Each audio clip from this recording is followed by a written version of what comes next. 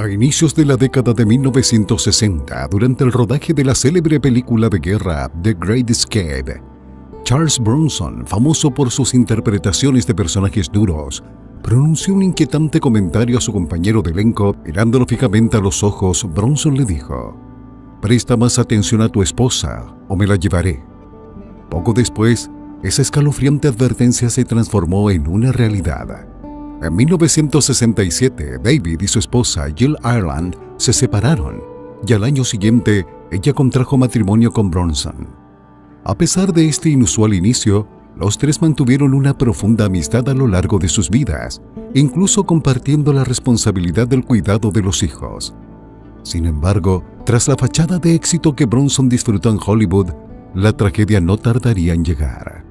Este video indaga en las trágicas muertes tanto de Charles Bronson como de Jill Ireland, cuyas vidas estuvieron marcadas por un amor intenso y un dolor abrumador. Si disfrutas nuestro contenido, no olvides de darle me gusta a este video y suscribirte para más relatos sobre las figuras más memorables de Hollywood. Charles Bronson ocultó detalles sobre su dura infancia. Nacido el 3 de noviembre de 1921 en el pequeño pueblo minero de Enfield, Pensilvania, superó orígenes extremadamente difíciles para convertirse en un ícono de la industria cinematográfica. Situado en las montañas Allegheny, Enfield formaba parte de una región carbonífera donde las condiciones de vida eran arduas. Bronson, cuyo nombre real era Charles Buczynski, fue el 11º de 15 hijos en una familia católica romana de ascendencia lituana. Su padre, Walter Buczki, era un tártaro Ipka, originario de Druskininkai, Lituania, mientras que su madre, Mary Balinsky, nació en Pensilvania de padres inmigrantes lituanos. La familia de Bronson vivía en una pobreza extrema.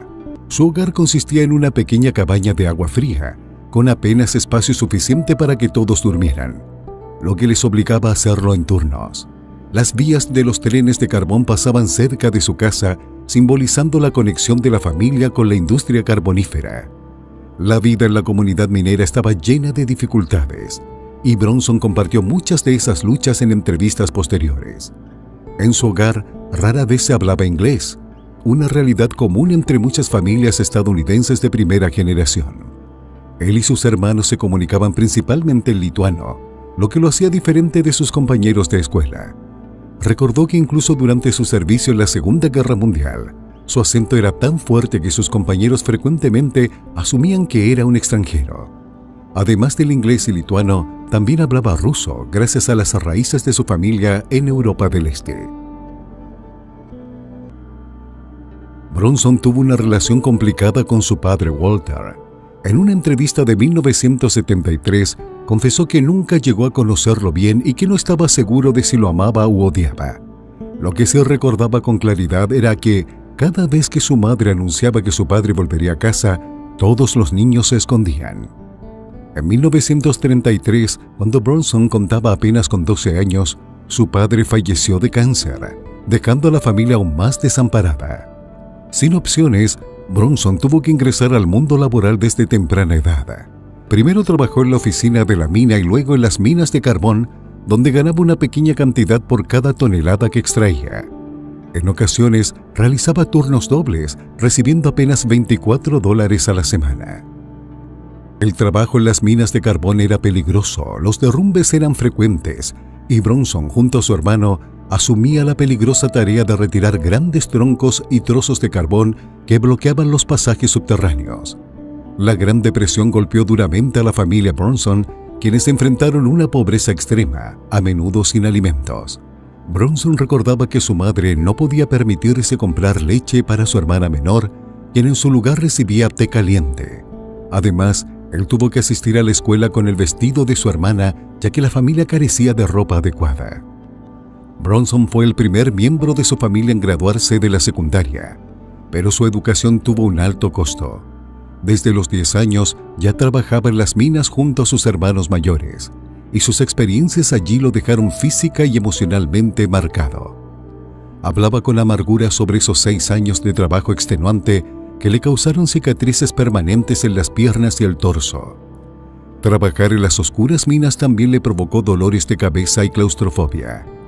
Nunca he podido quitarme el olor del carbón de las fosas nasales, lamentaba. Una vez, para enfrentar el estrés, empezó a fumar a la edad de 9 años. A pesar de las agotadoras condiciones laborales, las circunstancias de Bronson comenzaron a transformarse cuando se enlistó en las Fuerzas Aéreas del Ejército de los Estados Unidos durante la Segunda Guerra Mundial en 1943. Sirvió en el 70º Escuadrón de Entrenamiento de Tiro Flexible y más tarde como artillero aéreo en un Boeing B-29 Super Fortress con el 6º Escuadrón de Bombardeo, parte del 39º Grupo de Bombardeo con base en Guam.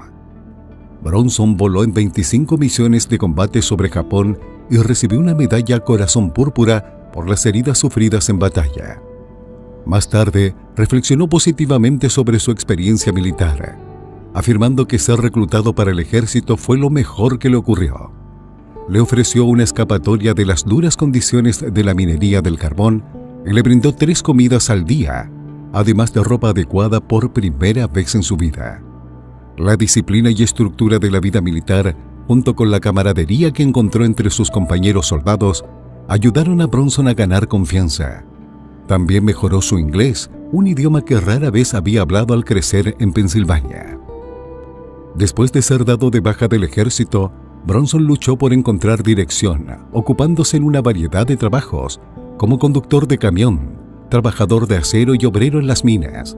Pero ninguna de estas ocupaciones parecía adaptarse a él. No fue hasta que se topó con un grupo de actores en Atlantic City que se despertó su interés por la actuación. Esta nueva pasión lo llevaría eventualmente a Hollywood y a la fama, pero el camino no fue sencillo. A medida que su carrera prosperaba, Bronson se hizo conocido por su imagen de tipo duro, a menudo interpretando personajes rudos en westerns y películas de acción. A pesar de su fama, era conocido por exagerar o incluso inventar partes de su historia personal, creando mitos que añadían a su imagen pública misteriosa e intimidante. Según Brian D'Ambrosio, autor de Menacing Face Worth Millions, A Life of Charles Bronson, al actor le gustaba engañar a los periodistas crédulos, promoviendo historias exageradas sobre su infancia. A veces afirmaba que no hablaba inglés en la escuela secundaria, que su madre lo vendió a viajeros o que tenía que asistir a la escuela usando la ropa de su hermana. Mientras que estas historias contribuían a la leyenda de Charles Bronson, quienes estaban cerca de él, incluida su primera esposa Harriet Tendler, las desmentían como falsas. Esa historia de Charlie usando vestidos es absolutamente ridícula, dijo una vez Tendler, añadiendo que sus hermanos solían bromear sobre sus exageradas historias de sufrimiento. Incluso después de alcanzar el éxito, Bronson continuó tejiendo relatos fantásticos, afirmando haber estado encarcelado 2 veces, aunque no existen registros penitenciarios que verifiquen esto. También narró una historia sobre haber sido disparado por un oficial de policía en un tren de carga, solo para quedar milagrosamente ileso porque la bala se cayó. Si bien algunas de estas historias eran claramente fantasiosas, lo que era innegable era que su servicio militar había sido un punto de inflexión en su vida. Las experiencias de guerra de Bronson, aunque no se discutieron a menudo en público, lo moldearon profundamente.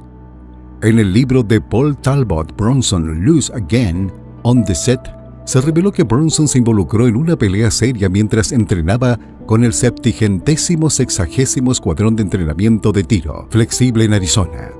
Después de que un sargento iniciara un altercado con él, Bronson respondió lanzándolo, pensando que si no le golpeaba directamente podría evitar el castigo.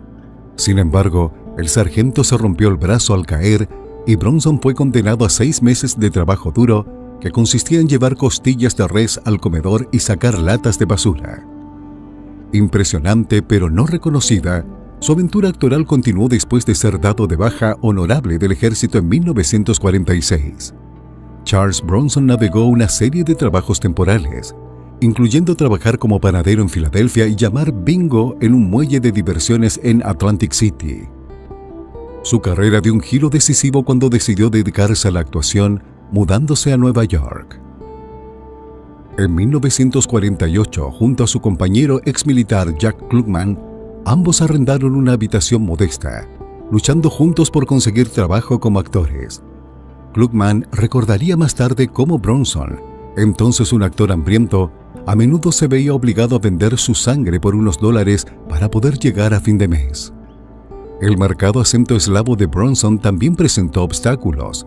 Recordó haber sido reprendido en una audición por pronunciar incorrectamente la palabra heroína. La introducción de Bronson al mundo de la actuación ocurrió casi por casualidad, mientras trabajaba en Atlantic City. Tras la Segunda Guerra Mundial, una compañía teatral lo invitó a ayudar a pintar decorados. Esta experiencia despertó su pasión por la actuación. En 1951, logró su primer papel en la película You're in the Navy Now, supuestamente porque era el único actor capaz de eructar a voluntad. Durante los 2 años siguientes, Bronson se dedicó a estudios de drama tanto en Filadelfia como en Los Ángeles.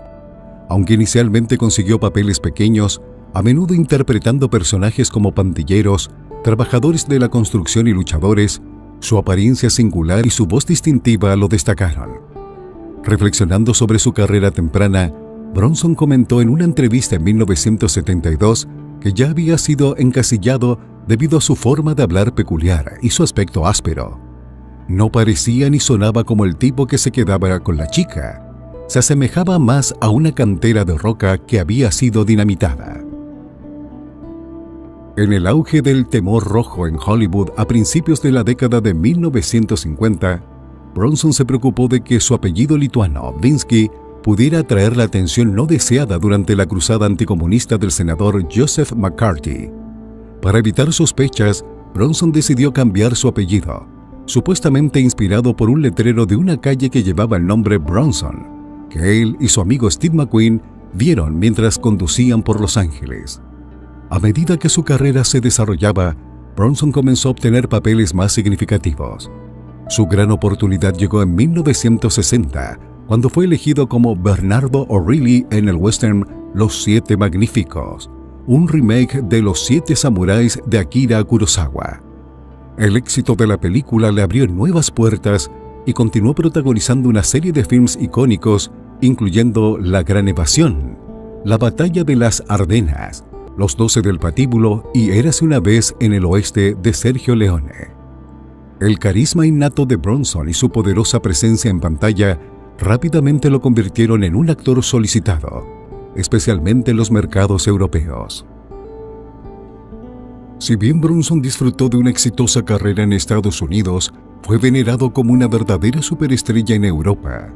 En Italia adquirió el apodo de El Feo, y en Francia fue celebrado como uno de los monstres sacrés del cine. Sus películas a menudo tuvieron un rendimiento internacional mejor que en su propio país, y en Japón su popularidad fue tan inmensa que su nombre estaba estampado en carteles que cubrían bloques enteros de la ciudad. A pesar de las críticas que alegaban que carecía de rango como actor, el atractivo perdurable de Bronson residía en su representación del trabajo arduo y la perseverancia, cualidades que reflejaban su dura infancia. Nacido como Charles Buczynski, soportó grandes adversidades y emergió como Charles Bronson, una figura icónica en el cine estadounidense. Uno de los papeles más emblemáticos de Bronson fue el de Paul Kesey en la serie Death Wish, un personaje que se alineaba con la personalidad del actor en la vida real. Las películas, que giraban en torno a un hombre que busca justicia por su propia mano tras el ataque a su familia, resonaban con las experiencias de Bronson con la adversidad y la injusticia. Su interpretación resonó con el público, consolidando aún más su reputación como una figura dura e implacable en la pantalla. El director de cine Michael Winner tuvo un papel fundamental en la configuración de la carrera de Bronson, especialmente a través de la franquicia Death Wish. Curiosamente, Winner había tenido previamente una relación romántica con la futura esposa de Bronson, Jill Ireland, quien le suplicó al director que mantuviera su relación pasada en secreto por temor a represalias. Winner dirigió a Bronson en varias películas, incluyendo Chateau's Land, The Mechanic y The Stone Killer, antes de ofrecerle el papel de Paul Kersey en Death Wish, convencido de que la ira contenida de Bronson lo hacía perfecto para el papel. La película se estrenó el 4 de julio de 1974. Death Wish se convirtió en un fenómeno cinematográfico controvertido. La interpretación de Charles Bronson como Paul Kersey, un hombre que toma la justicia en sus propias manos tras el asesinato de su esposa y el asalto a su hija, resonó profundamente con el público. Inicialmente, este papel había sido rechazado por grandes figuras de Hollywood, incluyendo a Clint Eastwood, Burt Lancaster y George Scott. Incluso su agente, Paul Connor, le aconsejó no aceptar el papel por temor a que pudiera incitar al vigilantismo en la vida real. Bronson al principio también mostraba reticencia, considerando que el personaje era demasiado tímido. Sin embargo, tras discutir el guión con el director Michael Winner, Bronson cambió de opinión, afirmando de manera famosa y errónea que le gustaría hacer eso, aunque en ese momento se refería a disparar a los asaltantes, no a protagonizar la película. El éxito de Death Wish, que recaudó $22 millones con un presupuesto de 3.7 millones, ayudó a consolidar a Bronson como una estrella del cine de gran renombre. La película estaba basada en la novela de 1972 de Brian Garfield, quien posteriormente criticó la adaptación, argumentando que el casting de Bronson hacía predecible la recurrencia de la violencia en el personaje de Kersey desde el principio.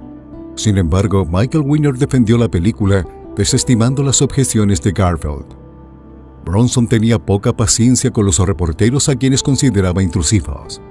Cuando Stephen Whitney publicó una biografía no autorizada en 1975 titulada Charles Bronson's Superstar, The Real Man Behind the Rock Hard Macho Image, Bronson se enfureció y trató de comprar cada copia para detener su distribución, especialmente porque el libro contenía detalles poco halagadores sobre su entonces esposa Jill Ireland. La hostilidad del actor se extendió también hacia los críticos. Bronson comentó en una ocasión que no hacían películas para ellos, ya que no pagaban por verlas. Mantuvo un rencor particular hacia el crítico J. Cox, quien había emitido una reseña negativa sobre The Stone Killer. Bronson declaró ominosamente que, de una forma u otra, tarde o temprano conseguiría a ese hombre. No físicamente, pero lo haría. Su temperamento volátil no pasó desapercibido para su esposa Jill Ireland, quien lo mencionó en tono ligero durante una aparición en The Dick Cavett Show en 1972. Durante el rodaje de Someone Behind the Door, Bronson criticó duramente al director Nicholas Gessner, llamándolo un director suizo torpe, a pesar de que Gessner era húngaro, afirmando que arruinó la película. Ireland bromeó diciendo que Bronson había agarrado a Gessner del cuello y le había dado una buena sacudida. La reputación de Bronson por ser difícil se extendió por Hollywood. El director Michael Winner, quien colaboró frecuentemente con él, reconoció la tendencia de Bronson a explotar en el set e incluso a golpear a la gente. El propio Bronson admitió que encontraba a la mayoría de los directores difíciles, acusándolos de participar en lo que él llamaba tonterías de Hollywood. Fue aún más lejos en una entrevista, etiquetando a los productores como cretinos y a los directores como idiotas, añadiendo que la mayoría de las personas en la industria solo se preocupaban por el dinero. Además, mostró poco respeto hacia los actores más jóvenes, desestimándolos como llenos de tonterías. En una entrevista de 1977 en The Washington Post, Bronson declaró que podía interpretar el personaje mejor debido a su experiencia y las cosas que había vivido. Se burló de actores como Robert De Niro, Sylvester Stallone y Al Pacino, diciendo que todos eran iguales, incluso se veían iguales. Bronson tampoco mostró interés en premios, llamando las nominaciones al Oscar una tontería. A pesar de su personalidad áspera, su estilo de actuación se alineaba perfectamente con su ruda personalidad. Una vez se describió a sí mismo como solo un producto, como una pastilla de jabón, para ser vendido lo mejor posible. Sus actuaciones transmitían el aura de un hombre endurecido por las luchas de la vida, alguien que no tenía nada que perder, rasgos que resonaban con el público porque reflejaban su propia historia. Esta personalidad, aunque lejos de la actuación matizada de un Marlon Brando, fue suficiente para propulsar a Bronson a una fama duradera. Era claro que para él, menos era más, tanto en la pantalla como fuera de ella. Sin embargo, la confesión de su hija cambió todo. Aunque Charles Bronson a menudo fue percibido como una figura dura e intimidante, quienes estaban cerca de él veían a un hombre de profunda compasión, especialmente en lo que respecta a la familia. Detrás de esa personalidad endurecida había un corazón capaz de un inmenso amor y generosidad. Este lado más suave de Bronson se hizo particularmente evidente cuando adoptó a Katrina Holden, una niña de 11 años llena de vida, cuyo mundo se desmoronó tras la muerte repentina de su madre, Hilary Holden, por un infarto. Hilary, una directora de casting nacida en Gran Bretaña y madre soltera, no tenía familia inmediata, dejando a Katrina huérfana. La decisión sobre quién se encargaría de ella recayó en dos familias, Charles Bronson y su esposa Jill Ireland, o su esposa Blackie Yell. A pesar de ya tener varios hijos, Bronson sorprendió a todos al ofrecerse entusiasmado. Fue un momento en el que la gente tuvo un raro atisbo del verdadero Bronson.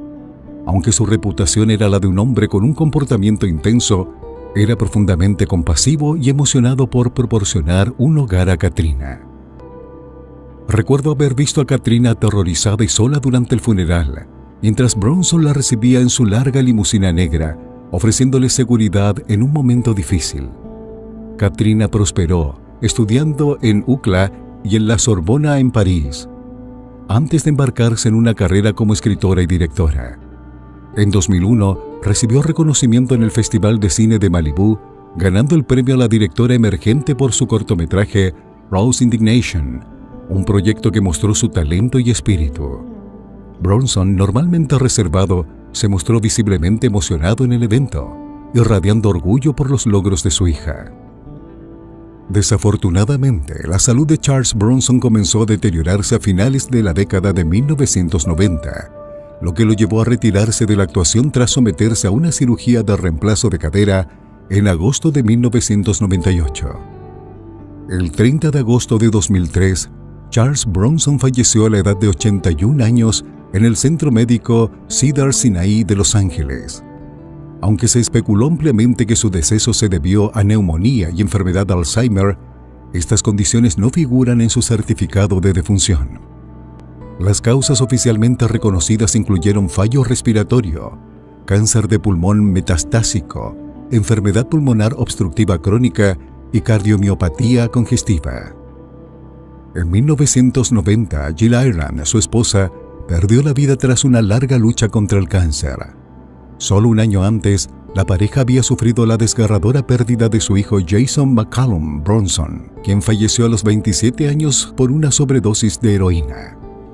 Jason, que había sido adoptado cuando era un bebé por Jill y su primer esposo, el actor David McCallum, fue criado en un entorno lleno de amor, pero luchó contra la adicción a las drogas durante gran parte de su vida.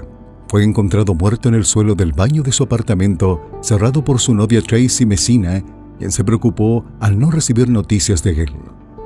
La oficina del forense de Los Ángeles determinó que su muerte fue resultado de una sobredosis accidental compuesta por una combinación de sustancias.